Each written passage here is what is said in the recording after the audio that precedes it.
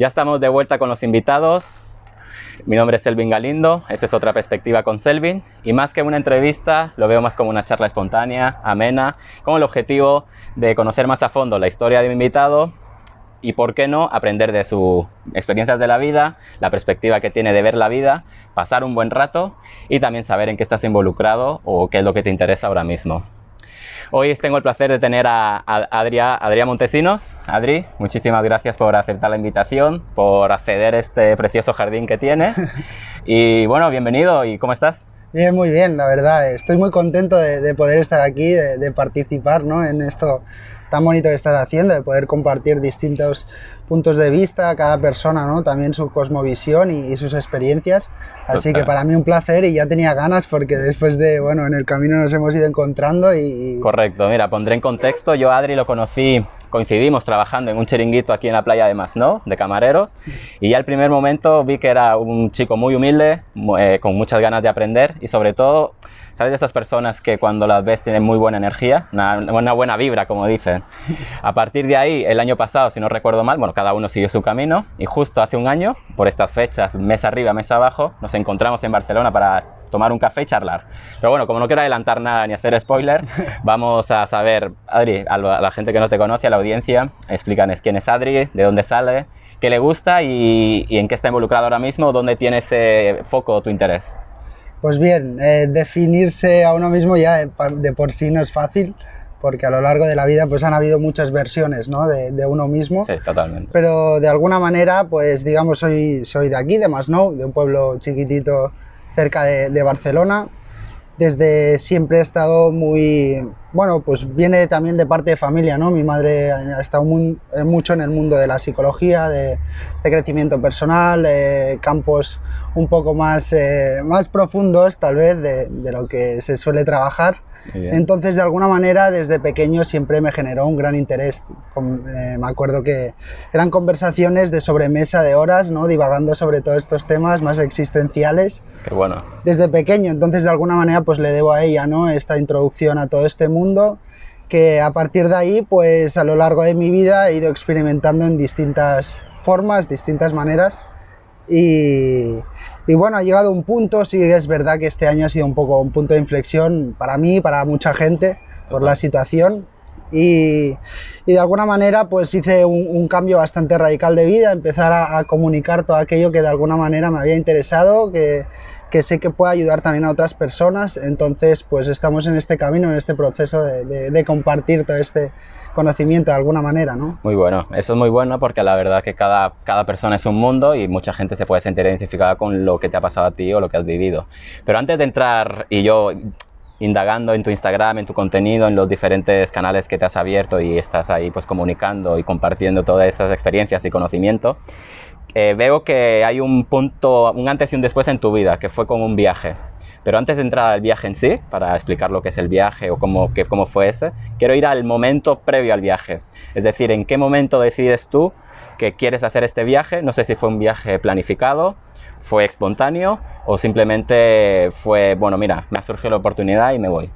Pues todo tiene que empieza un poco a raíz de estas conversaciones, ¿no? Ahí se empieza a remover una cierta inquietud por conocer, por experimentar, por vivir la vida un poco desde mi persona, ¿no? Fuera también de esta zona de confort en la que siempre había crecido.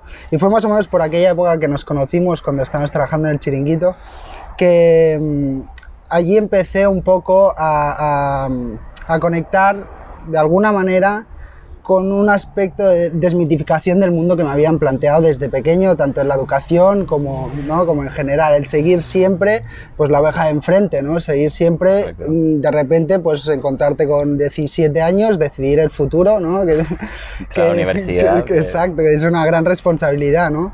Y en ese momento esa desmitificación un poco y las ganas, la voluntad de querer vivir cosas distintas, experimentar por mi propio pie, me llevó a irme a Inglaterra al finalizar el bachillerato. Y ahí fue un punto de inflexión muy grande, porque no solo se me abrió el ventanal del viaje, sino la experiencia en sí, más allá de, bueno, la interacción contigo mismo y el mundo, ¿no? Correcto. A veces esos miedos, ¿no? Que te dan toda esta incertidumbre de salir, de conocer, de a ver qué pasará, ¿no?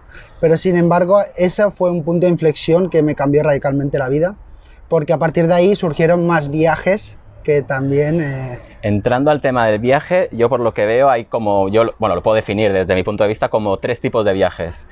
Por ejemplo, el tuyo de Inglaterra, que era a conocerte a ti mismo, a explorar, a ver lo desconocido, por esa inquietud o esa curiosidad.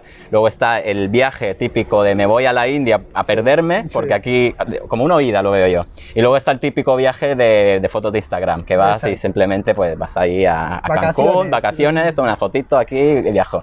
Entonces tú, el viaje más largo o el que haces, creo que es a Sudamérica. Este es un viaje de estos 3 tipos que te he mencionado. ¿Cuál sería o dónde lo colocas? O puede ser una combinación de todo, claro. Pues yo creo que al final ese viaje fue es algo que ya esperaba, ya hacía bastante tiempo que tenía ganas de volver a Sudamérica, porque ya había estado previamente 2 veces antes, pero habían sido viajes cortos de 15 días, pues en la selva uno de ellos, pero ya sin embargo tenía mucha curiosidad por conocer Sudamérica, conocer sobre todo la cultura y los lugares tan fantásticos que hay. Entonces es un poco un mix, ¿no? Porque fui terminando unos estudios universitarios, pero sin embargo sabía que me iba a quedar, ¿no? No sabía cómo, pero me quería quedar seguro. Y entonces fue un poco volver a estar conmigo y estar con el mundo, ¿no? Porque estuve sí que un tiempo con unos compañeros, conviviendo, terminando los estudios, pero a partir de ahí ya me lancé a esa experiencia, ¿no? De volver a conectar y experimentar ese viaje, así que... Porque ¿cuál fue la lección o el aprendizaje en todos esos viajes en Sudamérica, sobre todo cuando ya no eran 15 días, sino fue un año, si no me equivoco, sí, o 2? Sí, un año. Un año. ¿Qué aprendiste o qué diferente hay entre Occidente y Sudamérica, por ejemplo? Es complicado. Responder esa pregunta así en corto es complicado porque yo creo que se comprende mucho más lo que al final incluso puedes llegar a recordar, ¿no? Sí. Pero sin embargo fue seguir ampliando esta cosmovisión, porque al final nos creamos donde nacemos y ahí todo este contenido de alguna manera llegas a un punto a cuestionarlo, ¿no? Y a buscar otras alternativas, otra forma de vida que pues en otras partes del mundo se lleva, ¿no? Y todo eso, poder incorporar otra cultura, otra forma de ver la vida e interactuar con ella, ¿no? Claro, ahí ya imagino que te surgen problemas reales y no los problemas del primer mundo que llamo yo, como ¿qué zapatos me voy a poner hoy? O en caso de una chica, exacto, ¿qué pintalabio me pongo exacto hoy? Si no te surgen diferentes problemas o adversidades incluso en todos estos viajes. Exacto. Has hablado que estabas en la selva. O sea, ¿cómo es la experiencia de estar ahí en la selva? ¿Supervivencia total? Realmente te sientes que formas parte de este mundo, no al revés, ¿no? O sea, tú te amoldas realmente a lo que la naturaleza es, ese poder de sentir a nivel de flora, de fauna, esa energía que se mueve allí, es espectacular. Allí yo creo que te da una gran lección de humildad, ¿no? De respeto, porque al final es algo que formas parte de ello, ¿no? Y te ves de alguna manera muy conectado y es algo que te cambia la manera de verlo, ¿no? Porque aquí, sin embargo, en Europa, de alguna manera, estamos muy metidos, ¿no? En el tema de ciudades, la urbe, tal. Y allí entran otros campos, entra otra manera de interactuar con todo este entorno y sobre todo yo creo que grandes lecciones se daban en cosas pequeñas del día a día, en personas que a veces esa humildad, ¿no? A pesar de no tener, o los problemas, entrar en otra dimensión de problemas, claro, tal vez, bueno, esa humildad, ese respeto por las personas, ese cariño, esa cercanía, ese agradecimiento por la comida, por las pequeñas cosas, que a veces los pasas por alto, pero ahí está, claro, como el gran secreto. Lo ves como algo que lo tienes aquí y ahora, y ahí es a veces que no saben si van a comer mañana, o sea, viven el presente. Sí. Luego vayamos a... Bueno, también te hace más tolerante, quizá, al mundo exterior y las personas. Yo, por ejemplo, aquí te puedes quejar está lloviendo y dices, vaya mierda de día. Y ahí, por ejemplo, la lluvia pues puede ser incluso un cántico, hay un ritual. Exacto, sí, es una bendición, ¿no? Al final es total, un agua bendita, ¿no? Que da la vida, así que también Esto viene también muy de los estoicos, la filosofía estoica, que habla de el mundo exterior está ahí fuera, pero es como tú respondes ante ello. Exacto. O sea, no me voy a quedar encerrado en un cuarto porque está lloviendo, si no salgo y ellos no se ahogaban en un vaso de agua si no se lo bebían. Exacto, Porque sí, es sí. esto. Vayamos ya, estando ahí en Sudamérica y te adentras en la selva amazónica, conectas con la natura, con la fauna.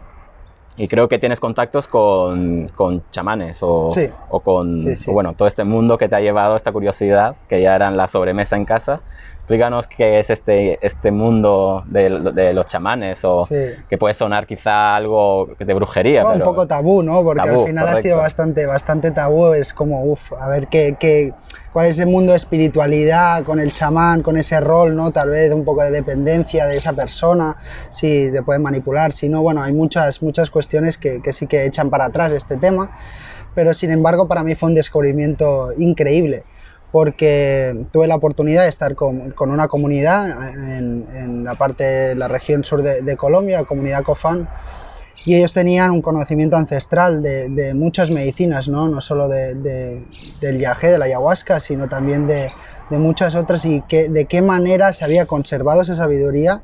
Y lo que más me sorprendió es cómo podríamos integrar ese tipo de medicinas naturales, ancestrales, en un mundo occidental, ¿no? Que tal vez a nivel institucional pues ha sido más reticente o no ha estado tan abierto, ¿no?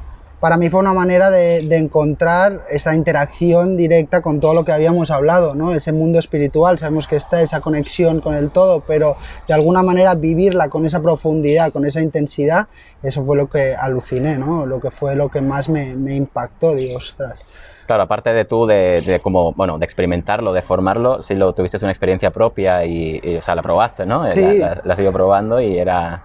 De hecho es un camino prácticamente, porque Okay. eso se dio hace, pues, hará casi 6 años, y desde entonces pues hemos estado, por decirlo de alguna manera, frecuentemente pues participando en ceremonias y siguiendo en este camino. No simplemente se quedó en una mera experiencia aislada, sino que de alguna manera buscaba esa continuidad, ¿no? Porque siempre nunca se llega a saber de todo, ni a llegar a la profundidad de todo el subconsciente, la mente, el tema también transpersonal, ¿no? que conlleva. Claro, porque por ejemplo, cuando tú estás en una ceremonia y la persona prueba o toma o experimenta la ayahuasca, por ejemplo, ¿cuáles son las partes que nota, ¿no? Una persona que no ha estado nunca en ello?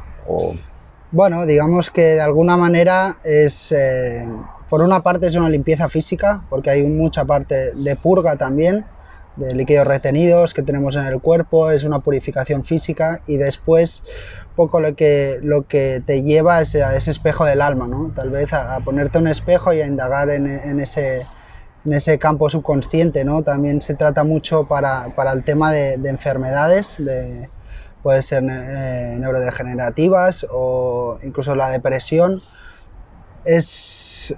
Es complicado explicarlo con palabras, porque Sí, es sí, algo imagino. También que pues yo creo que también se pierde mucho a la hora de explicarlo explícitamente qué es, pero bueno, también se acompaña una parte de visión y de experiencia holística, ¿no? Porque al final es en todos los niveles. Todos los niveles. Bueno, se le llama droga, pero no es droga porque tú eres realmente consciente de todo lo que está pasando. Tú eres consciente, amplías estos estados de conciencia y precisamente de alguna manera es una antítesis, ¿no? Porque Okay. Al final el alcohol, hablas mucho, haces mucho y no te acuerdas de nada, ¿no? Total. Ahora con la medicina de alguna manera es completamente en silencio, integrando esa experiencia que estás viviendo de una manera supraconsciente, digamos, porque va más allá, ¿no? de eso, y que realmente también se utiliza para tratar tema de adicciones, ¿no? Así que es un poco esa antítesis, ¿no? Porque al final una adicción viene por la falta de algo, hay algo que se está intentando evadirse constantemente, pues es un poco ir a la raíz y ver cómo se puede desgranar esa necesidad, esa dolencia, lo que bueno, ahora lo trasladamos al presente, y de hecho creo que hiciste el otro día, te publicaron un artículo en La Vanguardia, que me lo he leído así por encima, pero no lo recuerdo mucho, pero ¿qué intentabas transmitir en ese artículo, o cuál era el objetivo de la periodista al querer entrevistarte a ti sobre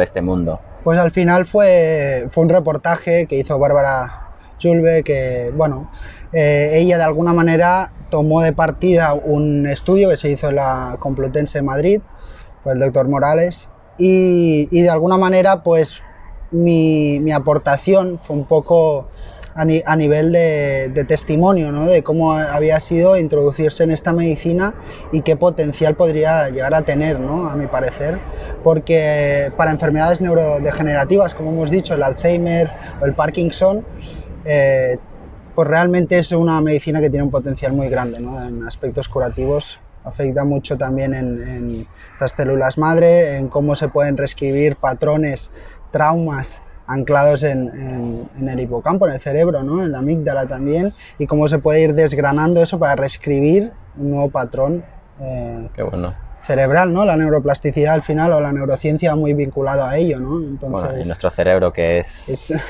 aún no se sabe ni el potencial que podemos llegar a usarlo, como la película Lucy, que lo pone al 100% y es una máquina. Exacto. Y ahora, por ejemplo, ¿te sigues formando en esto o qué es lo que exactamente ahora lo que estás haciendo? Pues sí, siempre, bueno, es un camino de formación, ¿no? Que también entran otros ámbitos aparte del chamanismo. Estoy estudiando también psicología transpersonal, que entra una parte de vivencia también con otras técnicas. Al final yo creo que se puede llegar por muchos caminos distintos, no necesariamente tiene que ser uno en concreto. Entonces también toda esta parte de esta psicología más allá del ser, pues es algo muy interesante en lo que me estoy formando para también al día de mañana poder brindar, ¿no? Un soporte y unas terapias también desde otro punto de vista, tal vez. Esa necesidad de integrar algo más que no solo el individuo, ¿no? Sí, no, al final también la experiencia propia, cada persona es distinta y cada persona lo vivirá o encontrará su camino, pero al final yo creo que mientras no sea inocuo, que no te haga daño y siempre que tengas que estar buscando eso de conocerte mejor a ti, crecer como persona, aportar algo al mundo y dar un valor añadido a diferentes personas, creo que todo esto es positivo en la vida, porque al final hay mucho, bueno, vivimos en un mundo occidental que con sus ventajas o desventajas al final también se nos olvida esa parte de humanidad o algo más humano. Yo creo que en cierto modo sí que ha llegado un punto en que hay una necesidad real de ir a comprender el ser de una manera más holística, más profunda, porque pues sí, nos podemos despistar, ¿no? Caer mucho en esas dinámicas diarias, pues por lo menos aquí en Occidente, ¿no? En ese tal vez materialismo desenfrenado a veces, y esa velocidad a la que se mueve todo, absolutamente todo, ¿no? A veces sí que es esa necesidad de poder incorporar algo más, ¿no? De decir, bueno, ¿cómo puedo de alguna manera convivir con todo ello, ¿no? ¿Cómo puedo desde este camino del autodescubrimiento también vivir una vida más vinculada a mi persona, no a tantos estímulos externos? Totalmente. Porque al final siempre vas perdido, siempre vas más, ¿no? Cuando quieres... No, y al final vas a desear más y más y más y más y al final no vas a tener todo. Porque ahora, por ejemplo, esto me has dicho que es un proceso que llevas unos 6 años más o menos, un proceso largo. Y quizá ahora en el mundo que vivimos es todo inmediato, lo quiero ya. O sea, en 3 meses es imposible hacerte un mentor de lo que estás estudiando, ¿no? Sí, exacto. Sí.